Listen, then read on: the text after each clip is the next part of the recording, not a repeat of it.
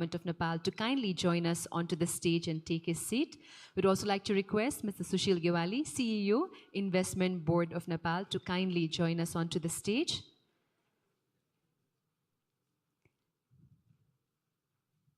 Ladies and gentlemen, our chief guest for the closing ceremony, Honorable Pushpa Kamal Dahal Prachanda, former Prime Minister of Nepal.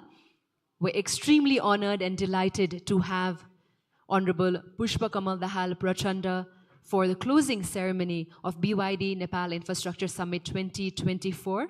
We'd like to welcome him with a big, big round of applause, ladies and gentlemen. The chairperson of today's event, Mr. Rajesh Kumar Agrawal, President CNI, Honorable Dr. Binod Kumar Chaudhary, Member of Parliament, President Emeritus CNI, Mr. Keshav Kumar Sharma, Secretary, Ministry of Physical Infrastructure and Transport, Government of Nepal, Mr. Sushil Gewali, CEO, Investment Board of Nepal, Dr. Rajiv Kumar, Chairman, Pehle India Foundation and former Vice Chairman, Niti Aayog, Government of India, Ms. Hirtui Lowesh, Deputy Head of Corporation EU, Mr. Ranin Banerjee, Partner, Government Sector Leader, PwC India. We'd like to request you to kindly join us onto the stage.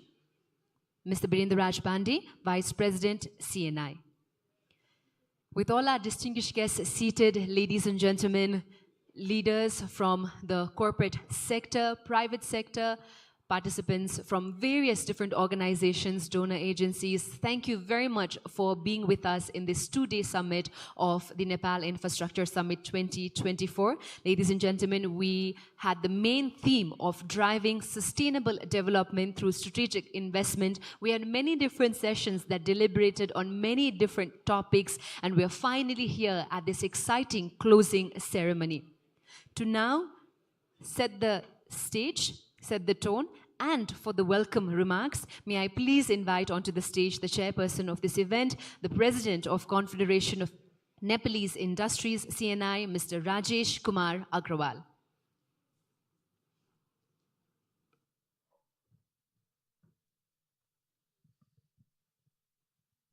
Honorable former Prime Minister of Nepal, Honorable Dr. Binod Kumar Chaudhary, Secretary of Ministry of Physical Infrastructure and Transport, CEO of the IBN, Deputy Head of Mission EU Nepal, diplomats, distinguished guests, ladies and gentlemen.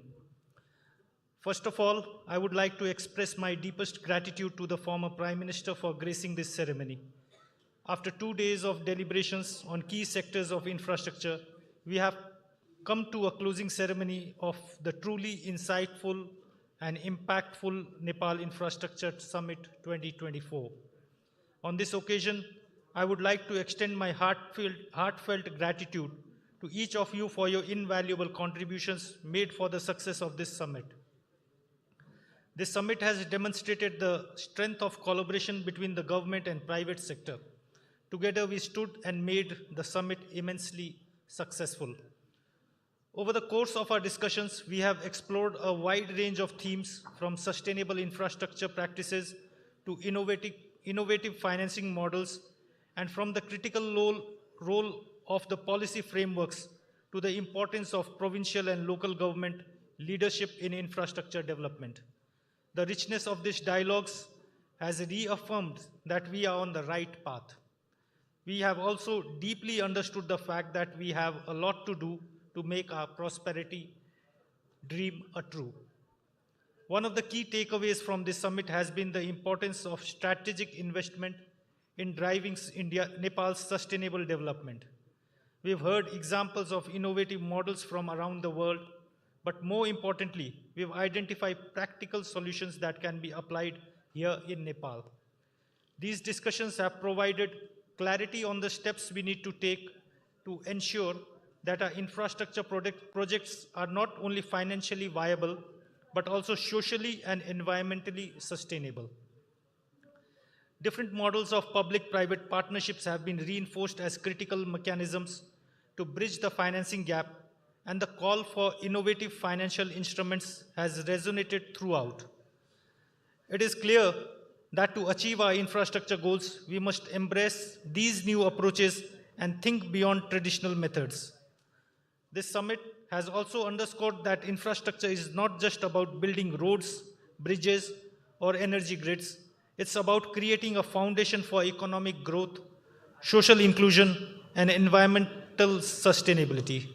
It's about ensuring that our future generations inherit a resilient and prosperous Nepal, one that is equipped to thrive in the face of global challenges.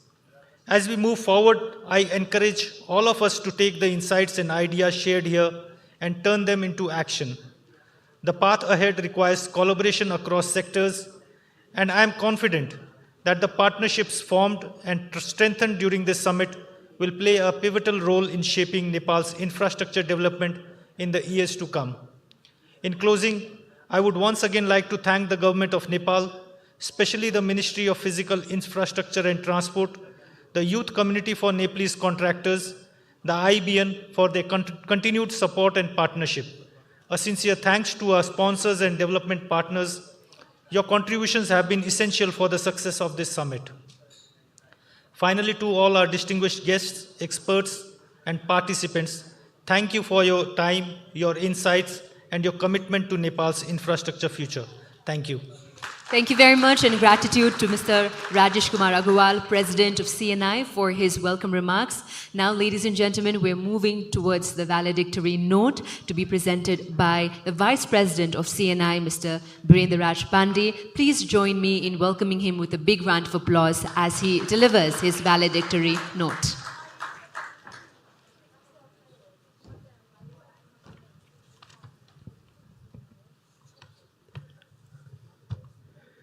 Chair of the session and CNI President, Chief Guest, former Prime Minister, Honorable Pushpa Kamal Dahal Prachanda, Honorable Dr. Binod Chaudhary, President Emeritus of CNI, Secretary, Ministry of Physical Infrastructure and Transport, CEO of Investment Board of Nepal, Deputy Head of Mission of European Union, Chairman of Pale India Foundation and former Vice Chairman of Niti Aayog, Government Sector Leader of PwC India, Your Excellencies, high-ranking government officials, dignitaries, friends from media, ladies and gentlemen.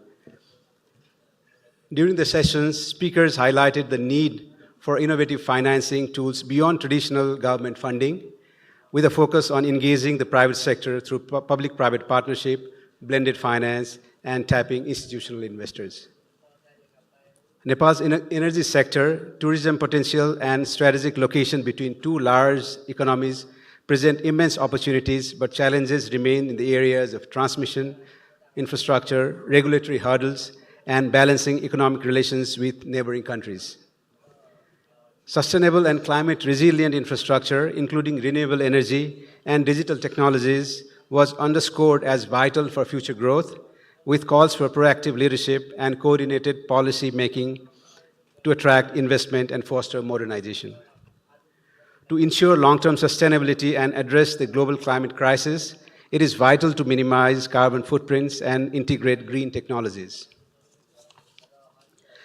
Updating governance, especially in water management and urban planning, along with investing in public transportation, will reduce emissions and improve resilience. Infrastructure projects should adopt carbon accounting and green tariffs to attract sustainable investments, while multimodal transport system and expanded digital connectivity can enhance trade and reduce costs. PPP models already successful in energy should be applied to other sectors, while streamlined processes and domestic institutional funds can attract private investment. Developing a regional infrastructure plan will foster cross-border collaboration. Going forward, Nepal should adopt innovative financing mechanisms such as hybrid annuity model, value capture model, asset monetization, and viability gap funding to support critical infrastructure projects, particularly in non-energy sectors like transportation and urban development. These models can help finance projects with uncertain revenue streams but high economic returns. Implementation of digital public infrastructure and incorporation of latest technology in enhancing efficiency and productivity of the system. Additionally, formulating and implementing a conducive policy and legal framework, including effective execution of the Public-Private Partnership and Investment Act, will attract private investment. Revising outdated laws such as the 1964 Act restricting investment abroad is essential to unlocking the potential of private sector for global expansion. Ladies and gentlemen, we had about 100 speakers from 14 different sessions, 35 international speakers. Over 1,000 delegates and guests participated in the summit, which include 40 international delegates. We had 11 sideline meetings and several bilateral engagements and exchanges during the summit. The event also featured 20 stalls dedicated to construction, automobile, transport, different projects showcasing the latest innovation and advancement in these sectors.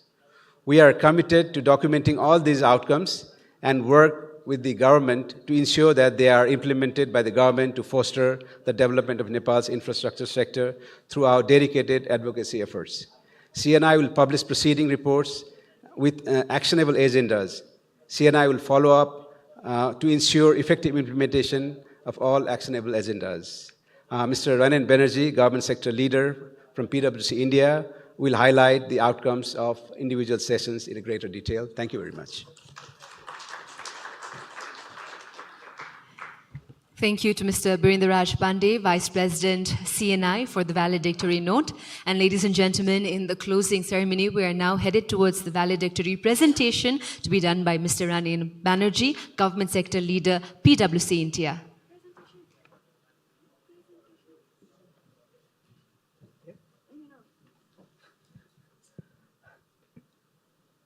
Sri Pushpakumar Dalji Prachandaji and distinguished guests, participants, we went through 2 days of deliberation and we had 12 sessions, and I need to summarize that in 10 minutes, which is quite an unenviable task, I believe.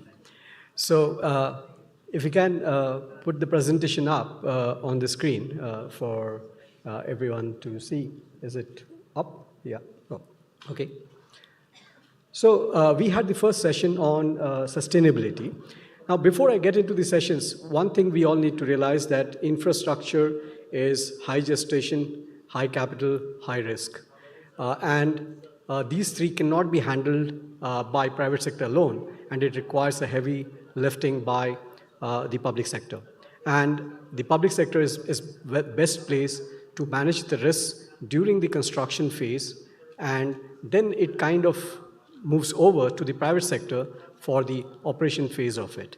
So that's the fundamental thing we should all remember, that while we talk about public-private partnerships, yes, it is needed, but infrastructure is a very different ballgame when we are talking about hard infra. So as far as this sustainability point is there, and I have to cover 12, so I won't go through each of these points, but the key thing is that we need to understand, and it is an imperative, climate is an imperative. We know that climate considerations need not only be taken into consideration for newer projects where in the design, we inbuild the climate considerations, but even for our past infra investments, how vulnerable they are to the climate risk and what adaptation we need to do in those projects to ensure that the investments that have been done in the past do not go waste, or it does not put an additional pressure on the public exchequer to kind of maintain it or rebuild it if they get damaged and if they are not adapted. So we need to not only bring in climate adaptation in newer projects, but also think about how we do the adaptation of our existing infra projects or the past investments or ongoing investments. So that would be the key thing as far as the sustainability is concerned. And of course, we know that whenever we are doing infra, and if it is physical infra, then there will be climate considerations that will come in, that how do we do that with minimal disruption to environment. We need to build infra and we need to progress, but how do we do minimal disruption to environment? And even if we are doing, then how do we mitigate the negatives of that? So I think that those were the two key things that we need to remember, and which came out in this session. The second plenary was on regional infrastructure and integration. Now, we can't be more aware than the importance of this aspect of regional connectivity and infrastructure, because we know that trade is important. When we are doing trade and exchange is very, very important. Exchange of people, exchange of ideas, exchange of goods, exchange of services. It is very important. And I think we are in a unique situation where we have a regional presence, and we can kind of make inroads into poverty and make great strides into inclusion if we are better integrated regionally. And the movement of goods and services cannot happen unless we have good integrated infra. And especially for Nepal, I think with the kind of hydroelectric potential, the evacuation infrastructure that is needed for regional integration, as well as movement of goods from a rail infrastructure perspective, those become very important. So those, I think, this is an area which is extremely, extremely important for all the countries, Nepal as well as the neighboring countries. The third one was on private sector engagement. So clearly, on the private sector engagement, we know that private sector, if they're coming with an investment, the intent is that they need a commercial return, because private sector coming into and investing in any project, they will look for return, because there is a capital behind that investment, and capital always seeks return. And capital will flow to an area where there is a certainty of return, or the risk to returns is less, because if the risks are more, the premium sought by that capital is much more. So the key takeaway is that how do we ensure policy stability and giving confidence to the private sector that the conditions when they make the investment remain the same throughout the period of their investment, and it doesn't change. Because if that changes, and if there is a past record of those changes, then that kind of undermines the confidence and takes the risk premium up. Now, how do we, so the delta that is needed to grow in a climate-friendly manner, with climate adaptation, with climate considerations built into projects, we know that it increases the cost of project. But the delta of that cost, how do we bridge by either having concessional finance available to the private sector, or bringing down the risk premium so that the return expectation is lower? These are the two aspects that we need to look at to bridge that gap. So that's on the private sector. Those are, I would say, are the two key highlights. The plenary 4 was on fiscal, monetary, and regulatory policies. Now, this, of course, links to what I said earlier. If private sector is coming in and making investments, especially from outside, then they would need monetary stability, monetary policy stability, and also ease of repatriation of profits if they are making investments here. And I think the Nepal Rashtra Bank has taken many important steps towards facilitating that, and we need to continually work on it and keep consulting with the private sector to see what more can be done, because there's always, we always have room for improvement. So that would be the most important takeaway, key takeaway from this on the monetary side of it. Now, we also had parallel sessions. The first parallel session was on energy and water resources. Now, we know that this is the most important segment for Nepal's energy sector, and especially hydropower. We know the potential that exists in hydropower. But beyond that, there were key considerations and discussions that happened, that how do we better manage the water resources of Nepal, because the optimal use of the water resource is going to be very, very important with the kind of climate change and the impacts that are being felt on the glaciers. It kind of poses a risk to the investments that have been made on the hydropower and future of the hydropower also. And we need to be aware of this, and the planning and the investments have to be accordingly, they have to build in these aspects and considerations as we move forward. So I think those were the key takeaways on the energy and the water resources segment. The second session was, of course, on urban development and affordable housing. Now, we can't overemphasize the affordable housing bit of it, because we know that when an economy is growing and when investments are coming in, there is a possibility of a kind of increase in the real estate prices, which makes housing unaffordable. Now, essentially, and we know that real estate is a very, very important contributor to the economy, and we need to ensure that people have affordable housing. And to provide that affordable housing, what we can enable, how do we see the key important thing in affordable housing are the land prices, and where and how we are doing our urban planning and the peri-urban planning and the connectivity with peri-urban planning to the central business districts. Is that kind of determines many of the determinants of affordable housing, and we need to keep those into consideration. But affordable housing, if it is not available, then actually it undermines a lot of other economic activities, and we need to be aware of it. And there are certain recommendations and certain actionables that came out in this discussion. The third session, panel session, was on construction industry perspective. So essentially, the key recommendation that came out that the government needs to drive investment in large-scale infrastructure projects, as I mentioned, and has to provide the policy and regulatory support and create an enabling environment. Now, collaboration with the private sector, it has to, the word is collaboration. It is not this side of the table and the other side of the table. It is about collaboration. The more collaboration happens between the public and private, we will have better outcomes in this segment. So that was the key message that was coming out of the deliberations. On the transport infrastructure, again, the transport infrastructure is in Nepal, we know that it is more reliant on roads, and there are, of course, quite a few airports, 55 to be specific. And there are challenges, but due to frequent changes in infrastructure priorities, and we possibly need to have a comprehensive transport infra plan, where the priorities remain more or less consistent and continued over a longer period of time. Because as I mentioned, that infrastructure investments and projects are long gestation, and while they are being constructed, if the priorities change, if the risks, they are exposed to risk, then the entire investment is exposed to risk. So we need to engage with the private sector more effectively, and they have to be involved in the long-term planning and prioritization also. So those were the kind of key messages coming out.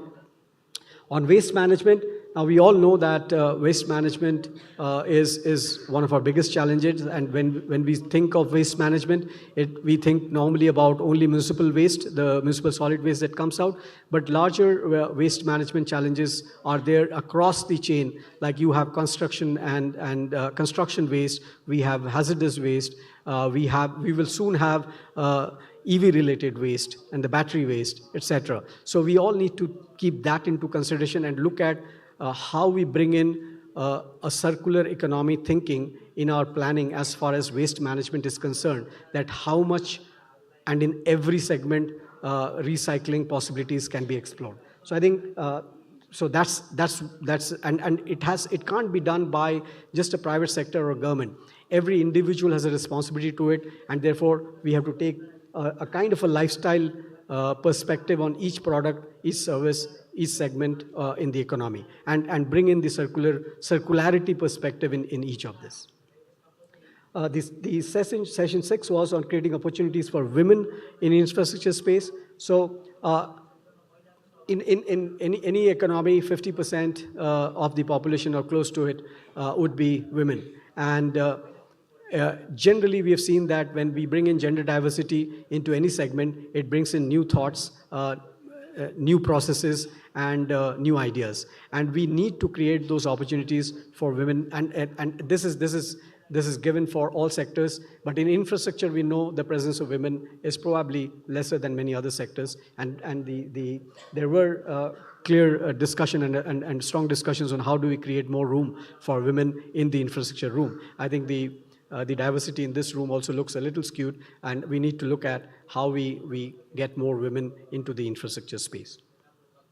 The session 7 was on role of provincial and local government. Now, every project, every infrastructure projects takes place in some province or under some local government. Now, clearly, there is a lot of facilitation needed, and hand-holding and escort services that are needed for businesses or investments or private sector when they are building projects. And I think the role of local governments and provinces are the most important. While there can be federal level policies, guidelines, support, project planning, but actual implementation when the shovel hits the ground is in the provinces and local governments, and the role therefore is extremely important, and they need to be involved. I think in the planning process, in the needs assessment process, in the prioritization process, and therefore the buy-in is higher, and then the support from the provinces are likely to be higher. So I think that's an imperative. The session 8 was the final session is the digital ICT and technology integration. Now we know that in this age, technology is an enabler for everything. Technology is not a means in itself, but if we are not utilizing technology, probably we are not being efficient. And from a planning to final execution and even project optimization, use of technology, especially operation technologies that are coming in to make implementation more efficient, can actually also bring down the cost of implementation of projects, which can make some projects which looked unviable in the margins or which needed viability gap fundings, but the viability gap may become lesser if we kind of embark on or leverage technology in everything we do in infrastructure. It could even be when in the operation phase, we monitor through operation technologies where we can predict when certain things can be or need to be maintained so that, or certain interventions come in so that the entire infrastructure does not collapse. So that's the technology imperative is very, very important on this. So I think those were the sessions. I had about 10, 12 minutes. I hope I've been able to cover, but I'm sure that I can't make justice to the 1,000 or more plus delegates that participated in this. We had 12 sessions, intense deliberations.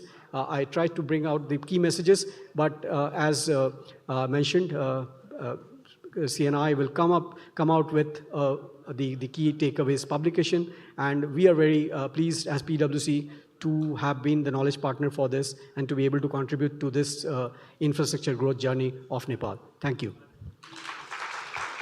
Thank you very much to Mr. Ranin for the detailed takeaway of each and every session. That was definitely a Herculean task, but you managed to do it under time. Thank you very much.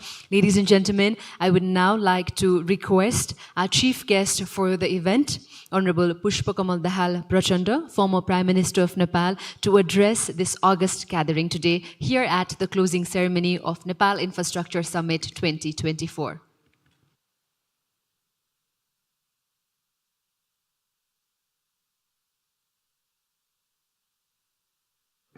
Thank you very much. Very good evening and namaste to everybody.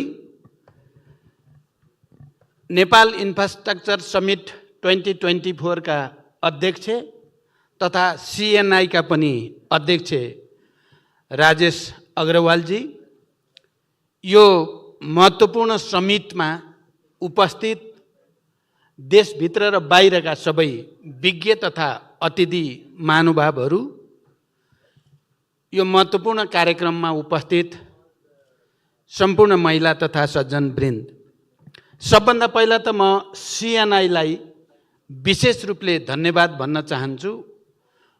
CNI ले जहिले पनि नेपालको आर्थिक पुनर्संरचना बारे, नेपालको समग्र आर्थिक विकास र निर्माणका सम्बन्धमा अत्यन्त क्रिएटिभ र कन्स्ट्रक्टिभ सोच अघि सारेर यस खालका समिटहरूको आयोजना गर्दै आएको छ र मैले अवसर मिलेसम्म सधैँ नै CNI ले आयोजना गरेका कार्यक्रममा सहभागी हुँदै पनि आएको छु र विज्ञहरूका विचारहरू र CNI का संस्थागत फिडब्याकहरूलाई पनि गम्भीर रूपले अध्ययन गर्ने, त्यसको बारेमा मनन गर्ने कोसिस गर्दै पनि आएको छु।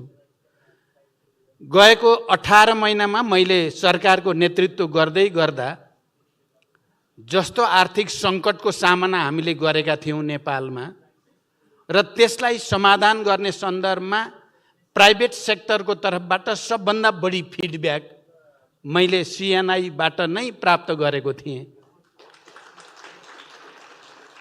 त्यस अर्थमा मेरो सरकार प्रमुखको हैसियतले र CNI प्राइभेट सेक्टरको एउटा प्रतिनिधि संस्थाको हैसियतले अत्यन्त हार्दिक र सौहार्द सम्बन्ध रहँदै आयो र अहिले पनि यो नेपाल इन्फ्रास्ट्रक्चर समिट 2024 को समापनमा मलाई प्रमुख अतिथिको रूपमा निम्त्याउनु भयो। म आयोजकलाई धन्यवाद भन्न चाहन्छु। यहाँहरू सबैलाई थाहा छ हामीले नेपालको इन्भेस्टमेन्ट फ्रेन्डली वातावरण बनाउने उद्देश्यले इन्भेस्टमेन्ट समिटको पनि केही समय पहिले आयोजना गरिएको थियो।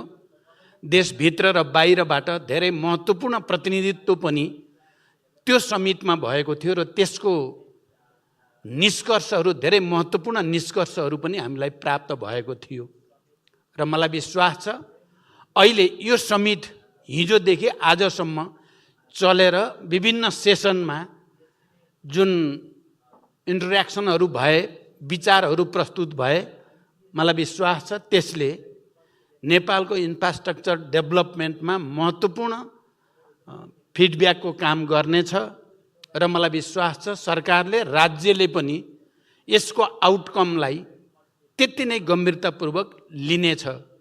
र मैले अहिले त म विपक्षी दलको नेताको रूपमा मैले खेल्नु सक्ने भूमिका, मैले गर्नु सक्ने सहयोग, मेरो ठाउँमा त रहने विश्वास पनि म आयोजकहरूलाई दिलाउन चाहन्छु।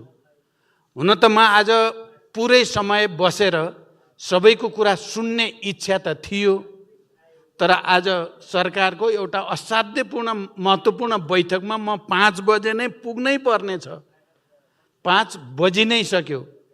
त्यसकारण मैले अध्यक्षजीलाई भने मलाई अप्ठ्यारो छ। म विनोद चौधरीजीलाई पनि धन्यवाद भन्न चाहन्छु। राजेशजीले त भन्दै हुनुहुन्थ्यो विनोदजीले राख्नुहोस्, त्यसपछि मलाई भन्दै हुनुहुन्थ्यो, तर विनोदजीले होइन, उहाँलाई जुन बैठकको महत्त्वको बारेमा मैले उहाँलाई बताएँ, त्यसो भएपछि उहाँलाई नै पहिला दे भन्नुभयो। त्यसको लागि विनोदजीलाई पनि म धन्यवाद भन्न चाहन्छु र राजेशजीलाई पनि। मैले अहिले धेरै भन्नु छैन। मैले खालि के भने तपाईहरुको इन्लाइटनमेन्टका साथ दिएका फिडब्याकहरू हाम्रो लागि महत्त्वपूर्ण सामग्री बन्नेछन्। Nepal politically, I think everybody know that we are tremendous political changes are there, but we could not been able to create a more conducive atmosphere to transform this political atmosphere for the economic construction. Now we are trying our best to create a favorable atmosphere to transform these political changes into an atmosphere of economic construction. From this point of view, I tried my best to change so many rules and regulations from the part of the government to create more favorable condition for the investment, the huge investment and FDI and from the private sector. I am very much hopeful and confident that after the outcome of this summit, it will create more positive atmosphere to further intensify our effort for economic construction. Thank you very much. सबैलाई म धन्यवाद भन्दै म बिदा हुन चाहन्छु. Thank you very much. We'd like to express our gratitude to our chief guest, and I'd like to request our president of CNI to kindly present a token of appreciation to our chief guest of the closing ceremony, Honorable Pushpakamal Dahal Prachanda, former Prime Minister of Nepal. उहाँलाई हामी धेरै धेरै धन्यवाद ज्ञापन गर्न चाहन्छौँ Nepal infrastructure समिटको यो closing समारोहको प्रमुख अतिथिको भूमिका निभाइदिनु भएकोमा उहाँलाई हामी धेरै धेरै धन्यवाद ज्ञापन गर्न चाहन्छौँ.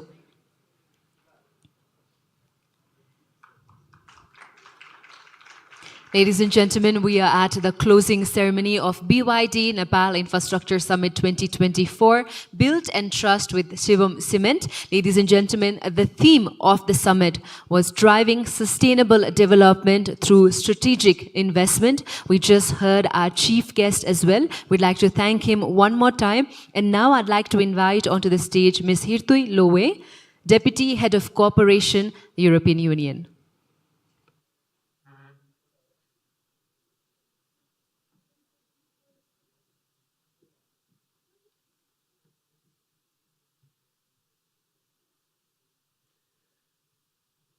Honorable Member of Parliament, Mr. Chowdhury, Secretary of Government of Nepal, Secretary Mr. Sharma, CEO Investment Board Nepal, Mr. Gewali, Chairperson of CNI, Mr. Agrawal and Vice President Mr. Pandey, Mr. Banerjee from PwC India, Honorable Representative from NITI India, Your Excellencies, officials from the Government of Nepal, representatives of development partners, national and international organizations, civil society, academia, friends from media, ladies and gentlemen, all protocol observed, and namaste to all. I am pleased to deliver these remarks on behalf of our ambassador, Veronique Lorenzo, and I'm actually also pleased to grace this high table with some female presence along with our chairman of this session. I'm also excited to say that this year marks the 50th anniversary of the European Union and Nepal's diplomatic relations. Throughout the year, we have been celebrating with Nepal these 50 years of excellent partnership. Over the past 50 years, the European Union and Nepal have grown stronger together, and we trust that we are in this friendship for the long haul. Our collaboration with the Confederation of Nepalese Industries is part of this EU-Nepal partnership, notably also during our recent EU Business Forum last May, EU-Nepal Business Forum, sorry. Today, we congratulate the Confederation with its 5th edition of the Nepal Infrastructure Summit.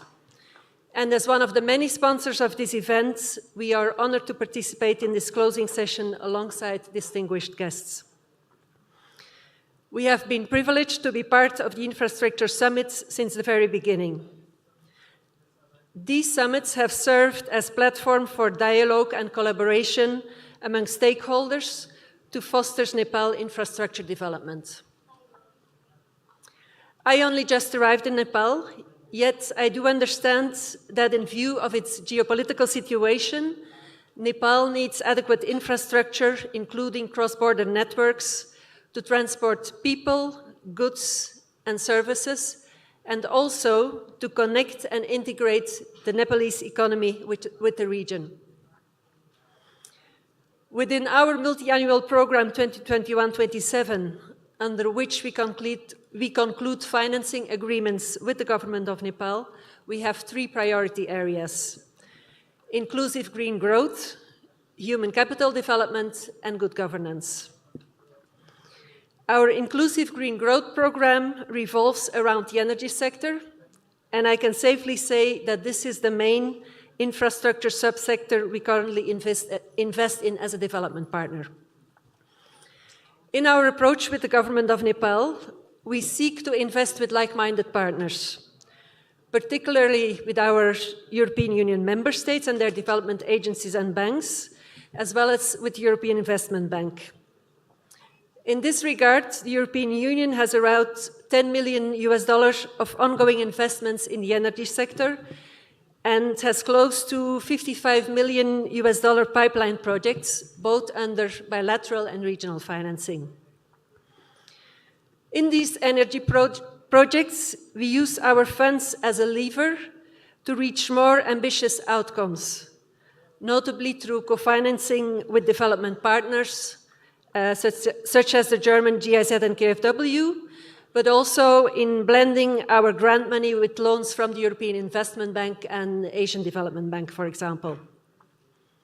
Our sizable energy portfolio touches upon a range of aspects, including energy generation, transmission and distribution, along with promotion of renewable energy technologies and energy efficiencies, as well as cross-border energy trade. To give a concrete example, with the Nepal Electricity Authority, we recently inaugurated the Trishuli-Chilimi transmission line earlier this year. Within infrastructure and our engagement with private sector, we seek to identify those spaces where private sector would not invest, because, for example, the investment is too risky, or needs time to grow, and/or requires facilitation. Facilitation may mean that we work with the government and the private sector, for example, on government policies, as well as regulatory and institutional reforms, that make the environment more attractive and conducive for investment and businesses.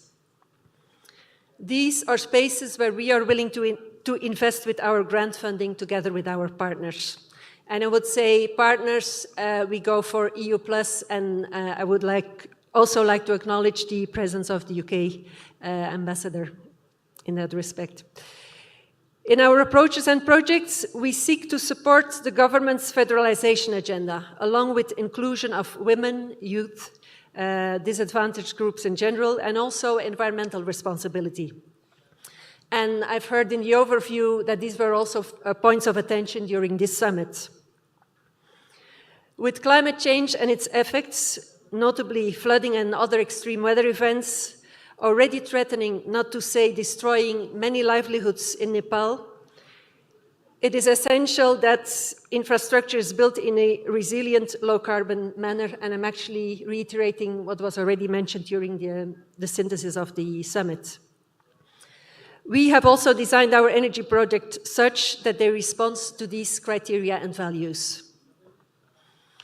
Under our federalism portfolio and with the government's Town Development Fund, we are helping 15 municipalities across 7 provinces to implement the municipal finance capacity building project, which mobilizes resources and financing for economic and social infrastructures, such as bus terminals, recreational parks, water supply facilities, and the like. Combining federalism and gender and green, I would like to highlight our new partnership with the Ministry of Urban Development, UNOPS, UN Habitat, and with co-financing from USAID, called Cities for Women, Inclusive and Climate Resilient Urbanization in Nepal. This project works very closely with 5 municipalities in dealing with the challenges of rapid urban expansion and climate vulnerability, and involves innovative and participatory ways in testing new infrastructure to create public spaces that are more responsive to the needs of women.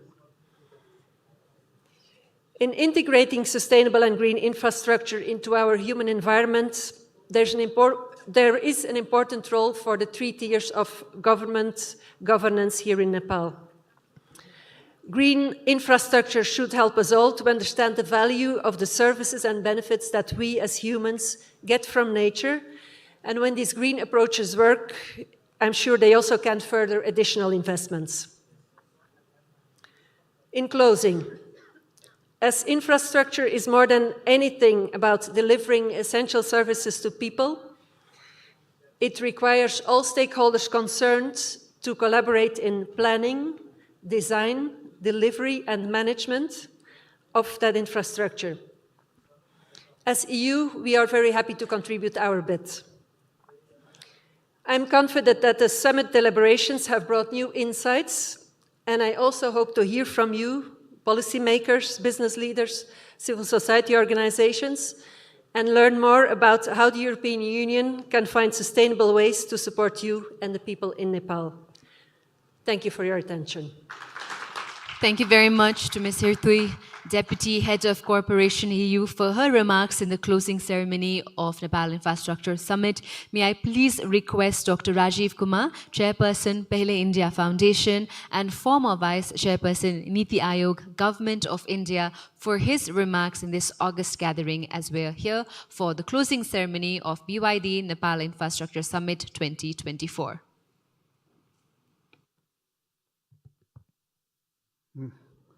Good afternoon, everybody.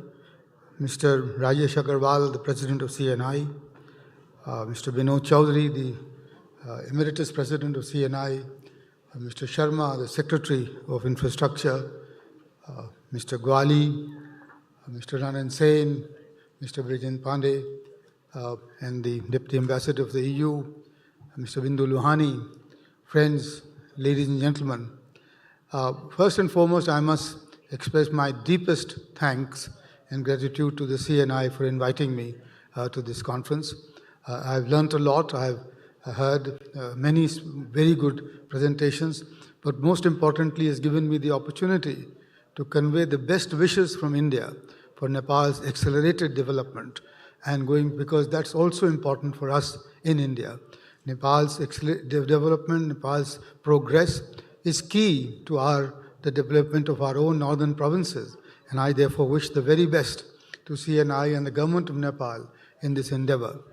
And also, I think infrastructure, you will all agree with me, is a critical component of this economic development, and to make sure that this development is equitable and it benefits all of everybody, because infrastructure is one aspect which makes sure that the benefits of growth go to all the people and all the population of the country.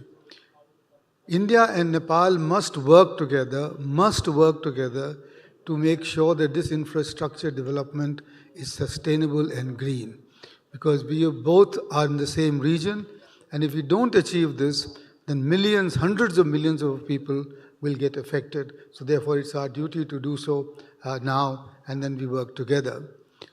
Here, ladies and gentlemen, let me just sort of very briefly point out that why did we create the Niti Aayog in India? Why did the Prime Minister, Mr. Narendra Modi, think about replacing the Planning Commission with the Niti Aayog? Because it's clear that, and I'm sure all of you will agree, the days of central planning are over. Given the private sector's growth, given the importance of the private sector, and given that each state in India, and I'm sure the same diversity applies to Nepal, each state in India is a unique proposition. So it is important to develop state-specific blueprints rather than have an all-India, pan-India, or for that matter, a pan-Nepal development blueprint. And that is the job of Niti Aayog. Niti Aayog has worked as a development partner for Indian provinces, Indian states, to help them develop their own blueprints, specific blueprints, and strengthen our federalism by creating a partnership between the central government and the state government. The second mandate that we had was to encourage innovation, private innovation in India. Therefore, we established the Atal Innovation Mission, and I was chairing that for 5 years. And under that, ladies and gentlemen, we set up 10,000 tinkering labs in secondary schools in India, whereby we wanted to bring our children hands-on, face-to-face with the new technology, the new equipment, and get them to think for themselves rather than follow the same old model. And we also established more than 70 incubation centers, which will work with the private sector and the private entrepreneurs. And we started the Startup India program, the Champions of India program, all of that to promote innovation and to give the message that it is private enterprise and private innovation that will drive the growth in our country. And I'm sure that is true also of Nepal.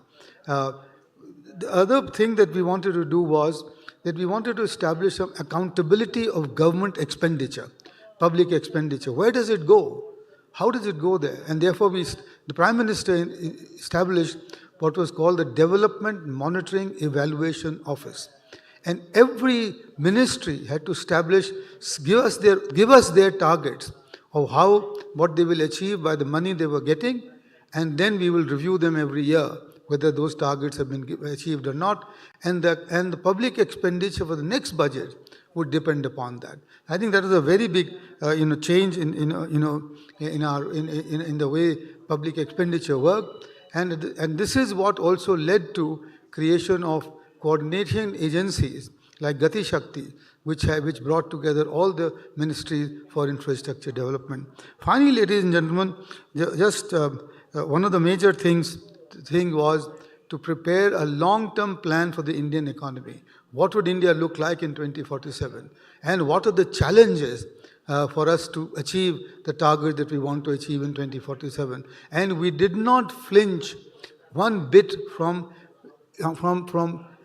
detailing and putting out those challenges that we have, and making the point that India and we in Nepal and in India have to think very differently from what the rest of the world has thought over the last 50 years, because our problem is unique, because we have to develop exponentially and also reduce our carbon footprint at the same time. Nobody has done that in the past. We have to do it for our own sake and for the sake of the planet. And therefore, I congratulate CNI for choosing the theme of sustainable infrastructure development, and I wish all of you the very best in this rather difficult, challenging, but with an endeavor very well worth going for. Thank you all very much for this opportunity. Thank you very much for your kind words, Dr. Rajiv Kumar.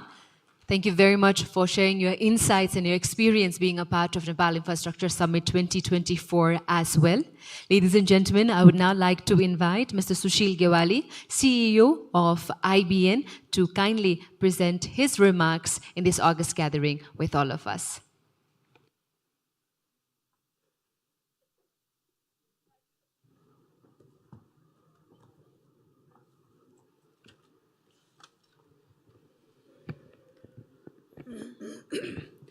Thank you. Respected Chair of the program, Honorable Member of Parliament, Dr. Binod Chaudhary, all the respected dignitaries in the dais, ladies and gentlemen, and the media. Thank you so much for providing me an opportunity today in this very important program, in which Investment Board Nepal is also a part. And today itself, this is the first day for me to join the Investment Board Nepal. And I'd like to thank to CNI, and especially President and the team, to provide me an excellent opportunity to introduce myself to this gathering as a CEO of IBN. Thank you so much. Today, I would not like to go in detail, but what I would like to highlight, actually, I was also a participant yesterday in this program. I heard Dr. Binduloni, he has highlighted the very much comprehensive way about the infrastructure situation in the world and also in Nepal, where it is positioned, and what should be the approaches and the strategy that Nepal has to take. Likewise, we have also the minister from, the ex-minister, former minister from Philippines. He has also highlighted how the Philippines has taken the different steps ahead for coming up to the level of infrastructure that it has. Likewise, we also heard from the Ban Ki-moon Foundation, the friend from Korea, and that was also the highlighted in the different set of the approaches, and especially highlighted that the policy is very vital to have the resources. Yeah. So with this, just now we have also heard also from the Niti Aayog yesterday and also today that how the India has been changing. And then what are the major set of the reforms that India has taken and the level of the infrastructure that India has at the moment. And then there are lots of learnings that we can also draw from India, the experience of India, where our whole culture and also the political set of the context is also almost similar. So in that context, today from the PwC, he has also highlighted that the different level of the learnings or the conclusions, the recommendation that has been drawn from this conference, that will be very much helpful for the government and also to the private sectors to go ahead in the future. What I think with this the framework that the IBN, which is has to play a pivotal role for all sort of the investment promotion as well as the PPP, public-private partnership in the infrastructure development in the country. So in that regard, there are certain level of these the lackings that have been always raised, and different times I'm participating in this conference every 2 years I think. And then we are raising the same level of the issues year and year again. And I was hearing about the issues of land, for example, in the last 10 years back. We are on the same situations and then the things are not moving, not changing. So we have to change that. It is very important. So that's why the recommendation will really be very, very important. And the role of the Investment Board Nepal is very, very vital because that's the special entity that was created established by the government and to serve this purpose. And in that regard, there are the two major sort of the role that has been given by that. Previously, it was only the investment, especially the foreign direct investment. But now, in the last, almost in the 4 years back, it was another sort of the area that is the public-private partnership. Not only the federal government level, but also it has to serve as a center of excellence also for the provincial government as well as for the local government. It has to create the whole sort of the PPP environment in the nation. So in that regard, I think the Investment Board Nepal has been lacking. And then we have to work in that direction. And the Act has been given the ample of the provisions to go ahead in that direction. And the IBN will be certainly has to go ahead to prepare the roadmap in such a way that it will be in one hand, on one hand that it has to be the center of excellence in the investment promotion agency, as well as the center of excellence on the public-private partnership. In the two major sort of the pillar, the ways that it has to go ahead. And then the whole strategy of the Investment Board Nepal has to be directed into that direction. Certainly, we are in a situation that we have just been able to complete the 16th plan of our country. So now the Investment Board Nepal has to certainly work on the framework of the 16th plan, where there is a huge level of the gap of the investment. We have heard that there is a huge level of the infrastructure gap, and then how we can really mobilize that. And we all know that it is through the private sector. We have to mobilize the private sector funding, the expertise, the skills, and the knowledge. So for that, we have to certainly create an environment so that they will come and they will support on that. So for this, the strategy and the business plan of the Investment Board Nepal is very, very crucial, and we have to align that in the direction of the 16th plan of the government of Nepal. So we'll certainly work on that. And then today, I would like to let you know that while taking the office today itself, that I have signed the proposal to review the Investment Board Nepal business plan and the strategy, and then on that basis align it into the 16th plan, which has just been finalized. And then we'll be working in that direction, and then preparing the targets of the investment, how to promote on that, and the strategies and the action plans in that direction. We'll certainly do on that. And today I'm happy that in that regard, the PwC has been a partner. And just now from the Green Growth Nepal, which has been supported by the government of the UK, and that is under the process just now for the implementation. I think the conclusions which have been drawn today, that will certainly be tied up with the business plan and the strategy of the Investment Board Nepal. Second thing is very important is that often in Nepal, that we see that there is a debate always comes for the larger mega-scale project, which the Investment Board Nepal has to implement. For that, there is a need to have a political consensus. I remember that the situations which was in the post-earthquake reconstruction in Nepal, which was a huge program, the largest program ever implemented by the government of Nepal, together with all the development partners who have been working in Nepal. And at that time, I remember that there was a political advisory council, which was chaired by the Prime Minister, and the deputy, this Vice Chair was the main opposition leader, and all the ex-Prime Minister and the opposition leader of the Parliament were the members on that. And certainly for the CEO, it is very difficult to make a convincing on that, to make a consensus on that. But when we make the consensus, then thereafter there will be the very strong level of the political support for implementing that project. I think we may have to think certain level of the forum on that, where we can have a dialogue with the political level, have a consensus. At the same time, we'll also have the dialogue with the private sectors on the regular basis, and come up with the sort of issues and the problems that they are raising, and how we can really address on that.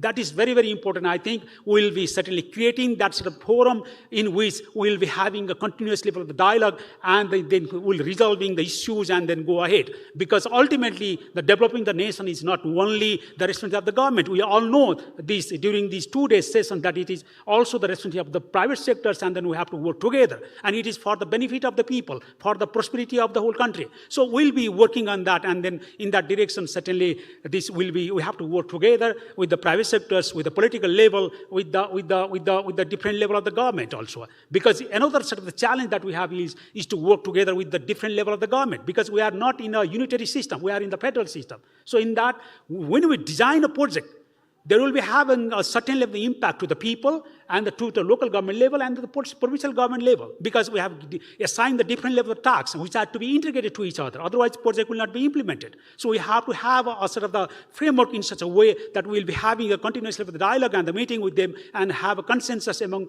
the three levels of the government. That is also another level of the challenge. But at the same time, we can also convert that into an opportunity where the support of the local level, support of the local community can be created. We'll certainly be working also in that direction. Another point I'd like to highlight, certainly, ultimately, when you talk about the investment promotion, we have already made a different level of the conferences like that. And then we also did the 3 investment summit in the past. But the point is, ultimately, until and unless we really materialize the project into the action when it be implemented, the investment will not come. And then until unless we have the investment, then these conferences will not be having that level of meaning. So it's ultimately the project that is to be implemented. But the point is, we have not been prepared enough in the project readiness. That is very, very important, which has also been highlighted also during the 2 days conference, these last 2 days. So we have to work, especially the Investment Board Nepal will work together with the different level of the governments and also the private sectors and the federal government agencies to create the pipeline of the projects so that we'll be having the ready projects for the investors so that we can tell them that these are the projects and you can choose among them in which area you would like to make investment. So there are the different level of the work that we have to do. I'm not going in detail now today, but I would like to thank you very much today to the CNI, which have been working since last, I think it is the 5th, the summit that it is making. But and then every time this feedback is providing by the conference, but the point how it has been implemented, we have to have a review on the implementation part. Yeah, and then what level of the recommendation that we have made in the past, and then how much that we have been able to implement. That should be one of the measures of the agenda that we have to work on this, and then they have a discussion and then make a diagnosis on that. So I would like to now also formally also invite all the dignitaries, the Binduloni sir, I have also heard yesterday, I was also telling him that we need your support. Investment Board Nepal would like to give the framework for you to work together, to support us, so that through this entity, we can support for building the nation. We don't have the time. Time is very, very limited for our country because other countries have already been in the new another level. Even India has now been really in the far ahead of us. We are really been lacking. So we don't have the time. We have to work together. We have to join hands together. I would like to invite you all. The Investment Board Nepal is the entity. Please come to us. Let's work together. Let's build the nation together. Thank you so much. Thank you very much to our newly appointed CEO of Investment Board Nepal, Mr. Sushil Gewali. Love the enthusiasm, and we really, really hope that under your leadership we'll witness even greater strides in attracting investment and driving sustainable change as well. Thank you very much, Mr. Gewali, for your remarks. And now, ladies and gentlemen, it is our honor and pleasure to request Honorable Dr. Binod Kumar Chaudhary, President Emeritus, CNI, for his remarks in this August gathering.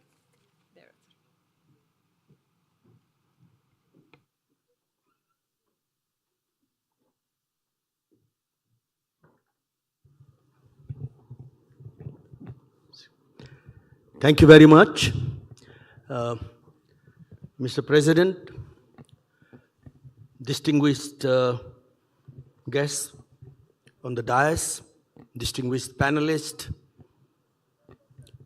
members of the CNI, the investors who have taken a keen interest in Nepal's infrastructure development, and members of the media. I have just 3 very small points to mention here. And before I do that, I wish to congratulate Gewali ji as the CEO of Infrastructure Summit, CEO of IBN. I think it is very symbolic for 2 reasons. A, he has a tremendous successful track record as the head of the National Disaster Rebuild Project, whatever is the name. I think he played a He had done a great job there and understands the issues which are associated with the infrastructure development. And secondly, I wish to point out what Mr. Gewali himself echoed, that when we talk of the investment, when we talk of what IBN has done in the past, including organizing the 3 summits, what has been the real outcome? How many projects envisaged during the summit, how many projects signed during the summit have actually seen the light of the day? How many have materialized? And if they have not materialized, what needs to change? I think with this soul searching, the stock taking you may like to call it, is equally important. We talked yesterday, and I wish to repeat again, that while there are some good examples which are beginning to take shape in Nepal, and I like to particularly mention the signing of the understanding between India and Nepal to build 10,000 megawatts of power. I think it's a very big step forward. Things are beginning to happen. Just read that the GMR, along with partners, have closed the financing for Karnali, Upper Karnali, something which was hanging in there. But there are many more. There are many more. I was talking on the sidelines with Gewaliji that I'm aware that there are serious parties who are interested to build fertilizer plants here by bringing in gas pipeline from India and take the surplus fertilizer back to India. This was made an agenda in one of the visits of the former Prime Minister of Nepal, but we could not take it forward. I think in the name of geopolitical issues and sensitivities, we many times leave most critical development agendas on the sideline. I think that's what we need to. He mentioned about the advisory committee comprising of not only the government, but also the leaders of the opposition, as well as those former prime ministers, etc. I think that is where consensus needs to be reached. There should not be politics in development. There should not be politics in lagging behind, in celebrating successes. We have to create successful, good examples that we can showcase globally. That's when the investors community will come. I think that's where CNI has been consistently, and I must congratulate the leadership and Birendraji in particular. He's been part and parcel of the infrastructure summit over the last 10 years. And this is the 5th one. This shows that CNI doesn't give up. CNI has been continuing to push forward the important agenda of infrastructure development and should continue to do that. I want to also thank, although this is not my job, someone else is going to do it, for my friend Dr. Kumar from Niti Aayog to share. I think it's important. That's why I want to repeat. He shared why the Planning Commission in India was reformed as a Niti Aayog. He talked about that becoming a powerhouse of development, both touching the provincial government, state governments, as well as the private sector. He talked about conducting thousands of labs. He talked about establishing incubation centers. It was, and I'm aware, I've seen Niti Aayog take birth, and I've seen Niti Aayog grow, and I've seen Niti Aayog deliver. So I think that there is something to be learned. I think we all need to do that. And thank you once again for giving me the opportunity. And of course, the gentleman from PwC did a wonderful job in summarizing what was discussed during the 8 different sessions. Although I could not participate in all of these, but I had a very good opportunity to understand. Thank you. All the best, CNI. bigger one to look forward to, with some more concrete milestones in time to come. Thank you.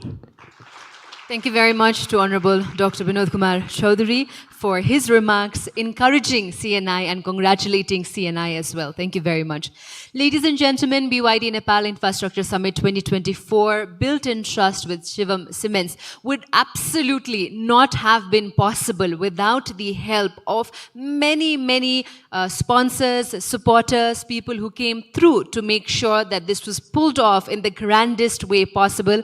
And now, ladies and gentlemen, may I please request President of CNI, Honorable Binod Kumar Chaudhary, our Secretary, Mr. Keshav Kumar Sharma, and our CEO of IBN, Sushil Gewali, to kindly step forward in presenting this token of appreciation to all those helping hands who have come together in making sure that Nepal Infrastructure Summit 2024 was possible, starting with our title sponsor, Cymex Inc. Private Limited, the official importer of BYD. May I please invite Mr. Samir Shrestha to kindly join us onto the stage.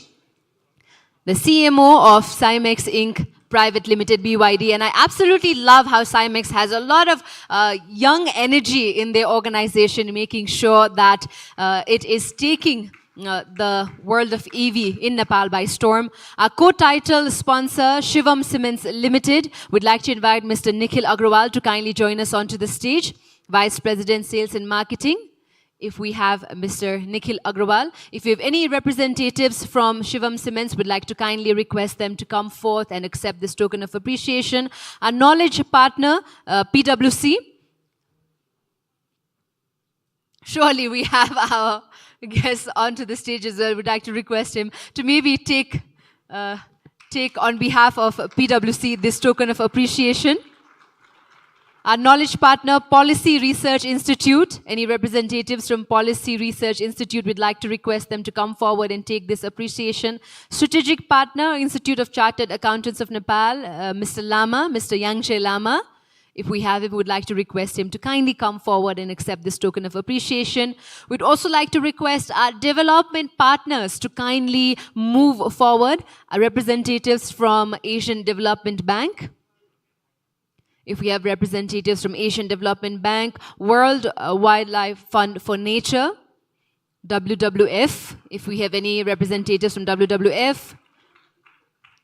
From USAID, we'd like to request Ms. Usha Khatiwada to kindly join us onto the stage and accept this token of appreciation. From the European Union, maybe I'd like to request ma'am to kindly accept this token of appreciation on behalf of European Union as the development partner for Nepal Infrastructure Summit 2024. We have Ms. Hirtui accepting this token. From the World Bank, may I please invite Mr. Bigyan Pradhan to kindly accept this token of appreciation. Our business and trade partner, Department for Business and Trade, Nepal British Embassy, Head of Department of Trade and Business, Mr. Anup Shrestha. I'd like to request you to kindly step forward and accept this token of appreciation. Mr. Anup Shrestha. Our investment partner, Nepal Infrastructure Bank, would like to request the CEO, Mr. Krishna Bahadur Adhikari, to kindly step forward and accept this token of appreciation.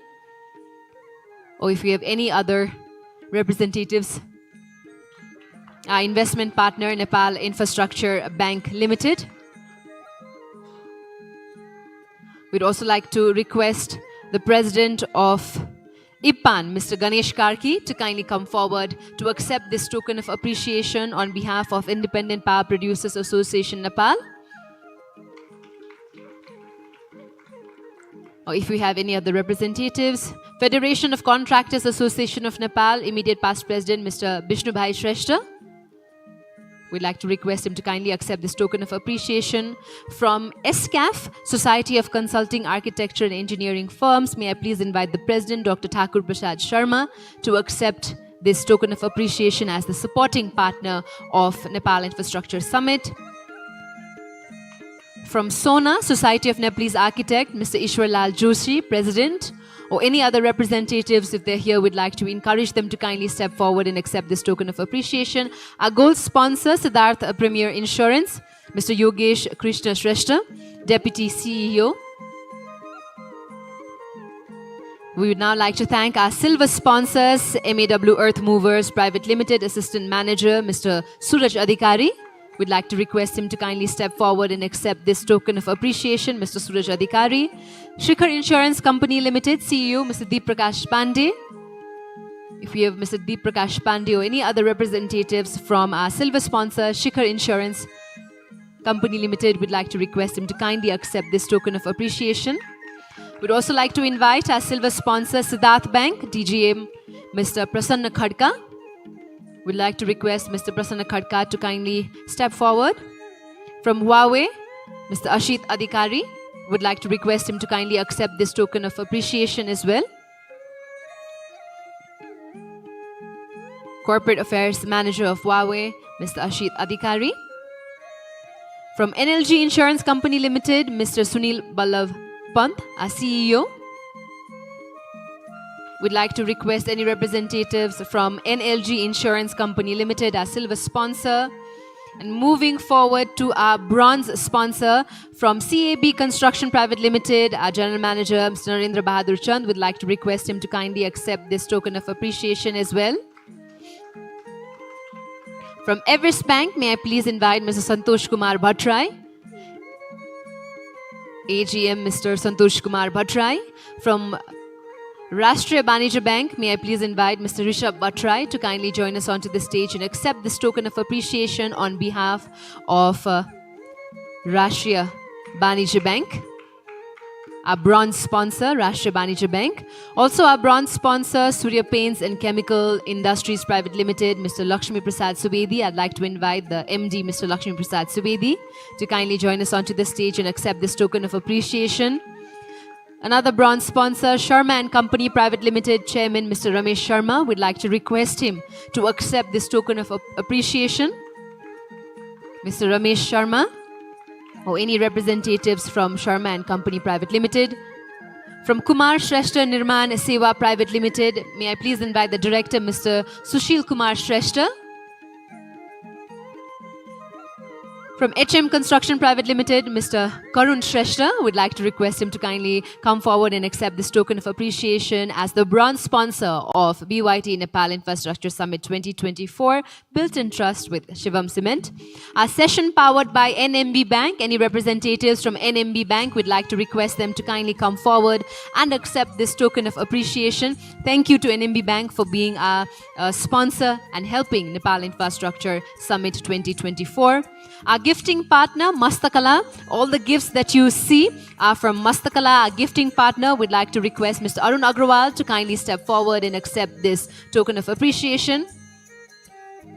Our hospitality partner, Solti Kathmandu. I'd like to invite Mr. Avinash Deshmukh, a general manager, to kindly step forward and accept this token of appreciation from the Solti Kathmandu, who is the hospitality partner of Nepal Infrastructure Summit 2024.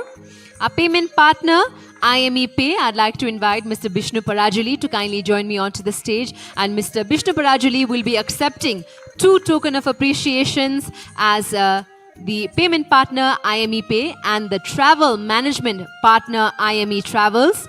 He is the communication and public affairs manager of IME Group, Mr. Bishnu Parajuli. Thank you to the IME Pay and IME Group, IME Travels as well. Our ISP partner, WorldLink Communication. May I please invite Mr. Dilip Agrawal, the Managing Director, to kindly join us onto the stage and accept this token of appreciation, or any other representatives from WorldLink. Thank you very much, our distinguished guests. Thank you very much. Ladies and gentlemen, I think a big round of applause to each and every partner that came through and supported Nepal Infrastructure Summit 2024. And now I'd like to request our president to hand over the token of appreciation to our distinguished guests. We'd like to thank Ms. Yurti Loesh, Deputy Head of Corporation EU. We'd like to thank her and request her to accept this token of appreciation. Now, on a personal note, she's accepting this. The previous one that she took was on behalf of the organization. So we'd like to thank Ms. Hirtui for her presence, remarks, and continued support as the Head of Corporation EU. We'd also like to thank Mr. Ranin Banerjee, partner, Government Sector Leader, PwC India. Thank you very much, Mr. Banerjee, for your insights and for taking on the role of a speaker during the Nepal Infrastructure Summit 2024 as well. We'd also like to invite Mr. Sushil Gewali, the CEO of IBN. Thank you very much, Mr. Gewali, for inviting many stakeholders here to come join hands with IBN as well. And we'd also like to invite Dr. Bindu Lohani to kindly join us onto the stage for his invaluable contributions. I think CNI and Nepal Infrastructure Summit has been really grateful to have your guidance and continued support. Thank you very much for letting us utilize your friendships that you've forged in these 4 decades. Thank you very much to Dr. Bindu Lohani. Thank you so much. Ladies and gentlemen, thank you very much to our President. We have come towards the very end of the concluding session as well. And now for the vote of thanks, very important, may I please invite Mr. Keshav Kumar Sharma, Secretary, Ministry of Physical Infrastructure and Transport, Government of Nepal, to kindly deliver the vote of thanks.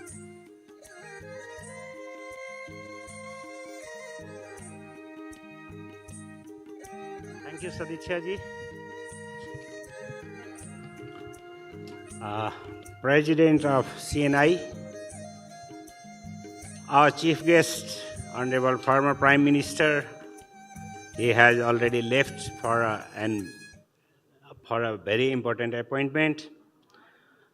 Honorable Member of Parliament, Mr. Vinod Chaudhary, dignitaries on the dais, excellencies and esteemed guests on the floor, media persons, ladies and gentlemen, a warm good evening and namaskar. It is a great privilege to extend my heartfelt thanks to all of you on this momentous occasion of the closing session of Nepal Infrastructure Summit 2024. The Ministry of Physical Infrastructure and Transport and the Confederation of Nepalese Industries, CNI, have been jointly organizing the Infrastructure Summit since 2014. The main objective of this summit has always been to bring global experts, policymakers, and stakeholders together and explore the untapped potentials of Nepal and pave the way for sustainable infrastructure development through insightful discourses. I believe that the Nepal Infrastructure Summit 2024 has served as a remarkable platform for meaningful dialogues and exchange of ideas, and I am deeply appreciative of the opportunity to reflect on the past 2 days of insightful discussions. The 2 days summit under the themes of sustainable development through strategic investment has covered the diverse spectrum of the infrastructure development in Nepal. The theme of the summit, driving sustainable development through strategic investment, itself is a meaningful and of a great value. The 4 plenary sessions yesterday and 8 parallel sessions today were invaluable.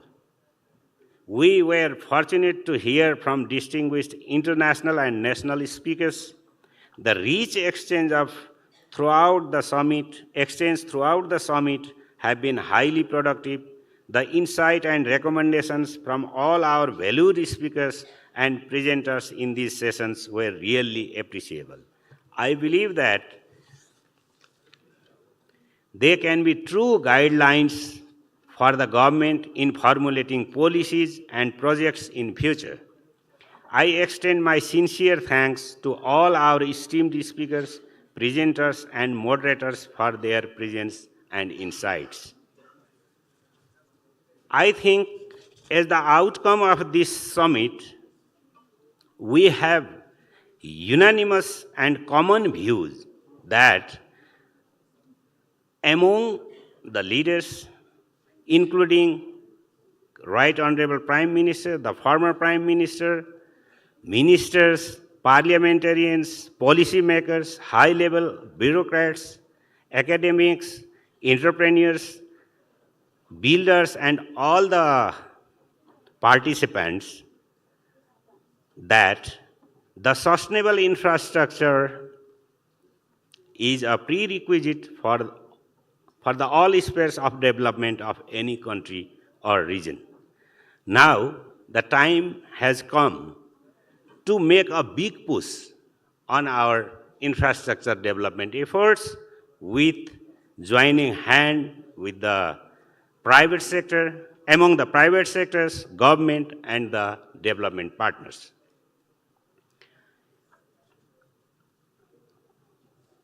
In this regard, we need to develop various infrastructure, not only within our countries, but across our region, for getting comprehensive benefit to the individual nations as well as the entire region. In this regard,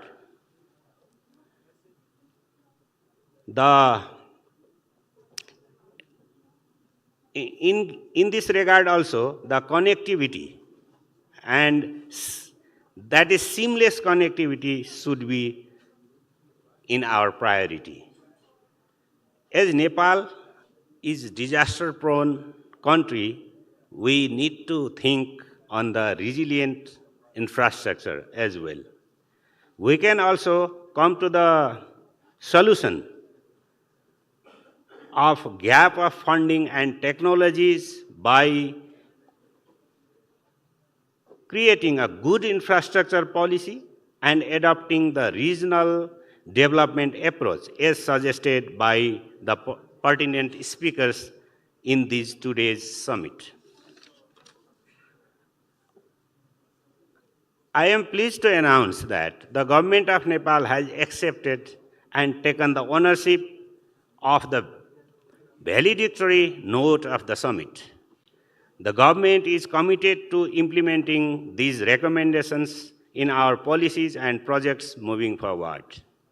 The partnership between the government of Nepal and CNI remains strong, and we are proud to continue this collaboration in organizing the Nepal Infrastructure Summit. Finally, I extend my deepest gratitude to CNI, IBN, and the youth community Nepalese contractors for this initiation. A nice coincidence we have today that the newly appointed CEO of IBN, Mr. Gewali, has assumed his responsibility just today. I take this opportunity to congratulate him from this dais. I would also like to sincerely thank our sponsors and development partners whose contributions have been essential to the success of this summit. Lastly, to all our distinguished guests, experts, and participants, thank you for your time, insights, and dedication. Together, we are paving the way for more sustainable, prosperous, and resilient Nepal. I thank you all. Thank you. Thank you very much. Thank you to Mr. Keshav Kumar Sharma, Secretary, Ministry of Physical Infrastructure and Transport, Government of Nepal. Ladies and gentlemen, with that we come towards the end of the Nepal Infrastructure Summit 2024. May I please invite the organizing committee to step forward to take a group photograph. And I think they also deserve a big, big round of applause. They've been working hard for months to make sure that everything goes flawlessly. So a big round of applause to the organizing committee of Nepal Infrastructure Summit 2024. I hope they're not shy and definitely step forward to take a very, very deserving group photograph. Ladies and gentlemen, thank you very much to each and every one of you for your continued participation, active engagement throughout all the sessions as well. We really hope that our international guests and speakers have a wonderful stay in Nepal. And for those who visited for the first time, we definitely hope that it is not your last and you continue to visit Nepal. A big congratulations to CNI, Government of Nepal, as well as YCNC for another fantastic Nepal Infrastructure Summit. Thank you, ladies and gentlemen, one more time for your presence, and we hope to see you now in 2026. Thank you very much.